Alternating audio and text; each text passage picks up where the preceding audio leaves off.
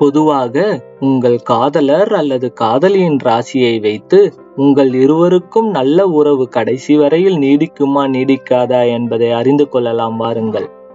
பொதுவாக மேஷம், சிம்மம், விருச்சிகம் இந்த 3 ராசிகளும் ஒன்றுக்கொன்று வசியத்தன்மை வாய்ந்தது.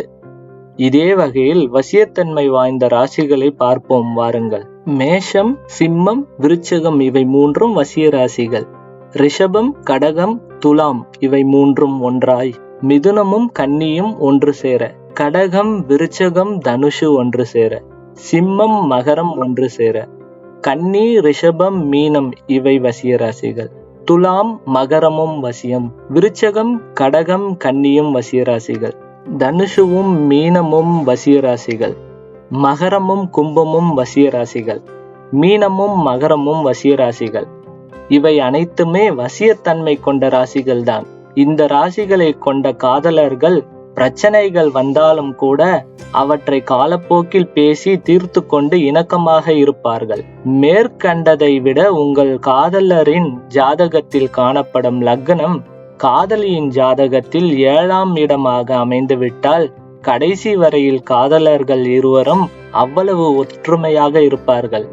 அதேபோல் உங்கள் காதலரின் ஜாதகத்தில் சந்திரன் இருக்கும் இடத்தில் உங்கள் சுய ஜாதகத்தில் சூரியன் இருந்தாலும் கூட இருவரும் ஒற்றுமையாய் இருப்பர்.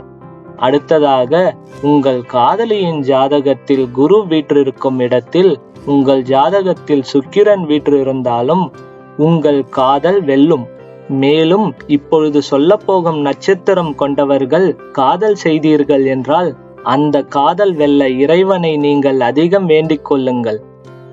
அஸ்வினி கேட்டையும் சேர்ந்து, பரணி அனுஷம் சேர்ந்து, கிருத்திகை விசாகம் சேர்ந்து, ரோஹிணி சுவாதி சேர்ந்து, திருவாதிரை திருவோணம் சேர்ந்து, புனர்பூஷம் உத்திராடம் சேர்ந்து, பூசம் பூராடம் சேர்ந்து, ஆயில்யம் மூலம் சேர்ந்து, மகம் ரேவதி சேர்ந்து, பூரம் உத்திரட்டாதி சேர்ந்து, உத்திரம் பூரட்டாதி சேர்ந்து, அஸ்தம் சதயம் சேர்ந்து நட்சத்திரங்களில் நீங்கள் இருந்தால், உங்கள் காதலரும் நீங்களும் இருந்தால் இறைவனை வேண்டிக் கொள்ளுங்கள். ஏனென்றால் இதில் கொஞ்சம் கஷ்டமான அமைப்பாகும்.